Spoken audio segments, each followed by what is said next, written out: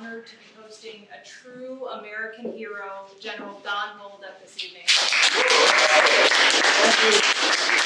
You know, this is somebody who fought the Taliban on horseback. This is somebody who had a movie made after him, 12 Strong, after 9/11, the special ops and Green Berets that they sent into Afghanistan. But in some ways, it's not so surprising because he worked his way up from the bottom. He joined the Army right out of high school. He served 32 years in active duty military service.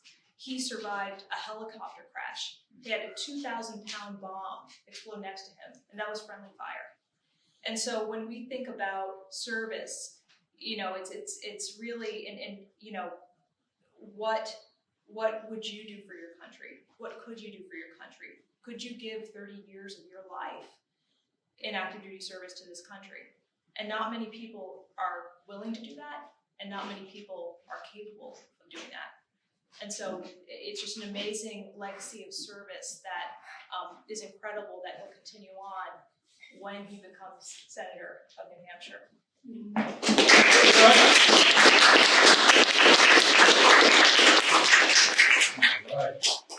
So thank you again for your service, Assemblyman, and I'll hand it to you to introduce the General. We're so honored to have you both here with us tonight. Thank you so much for all that you do. Thank you so much.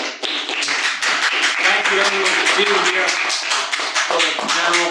So I was worried because I thought he was going to inspect me in my uniform, and I'm doing the No Shave November thing. And we need to make sure that we send General Bolduc to DC to represent us, to represent the values that we care about. 10 tours in Afghanistan. That is just amazing. That is truly someone who is committed to our country, to our communities, to our values. And I have the pleasure now of introducing the next United States Senator from New Hampshire, General Bolduc.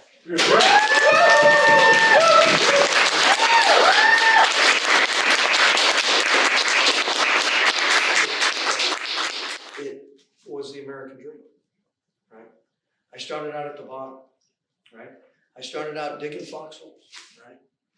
And then being told by my lieutenant to fill in the foxhole and then move it over here.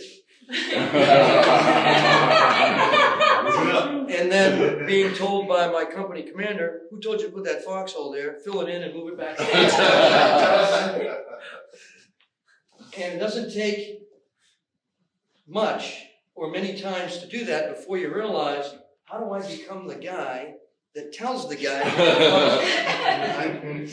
So I figured out I'd go to school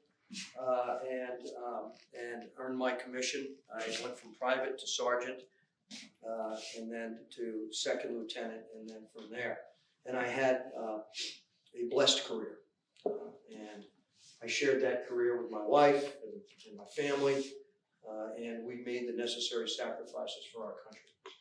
I repeatedly, at every promotion, raised my hand to support and defend the Constitution of the United States of America against all enemies, foreign and domestic.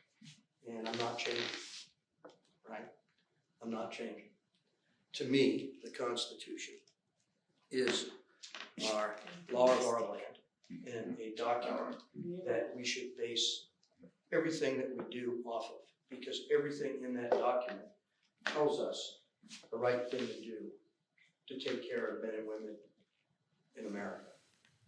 Rest assured, I'm not giving an inch.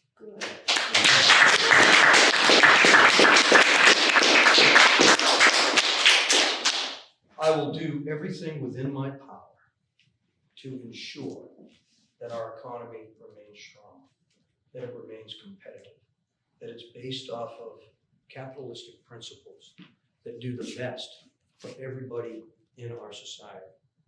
Not just the rich, right? Not just the poor, but also the middle class. I was in Washington, D.C. more than any other special operations officer in the Army. I learned the interagency. I worked with Congress. I helped write legislation. I sat in meetings with the chairman of the Joint Chiefs of Staff, who briefed the President of the United States, right? I know Washington, D.C., and I know how to get things done. I fought for our country. now I want the opportunity to fight for you in Washington, D.C. So Woo! thank you very much.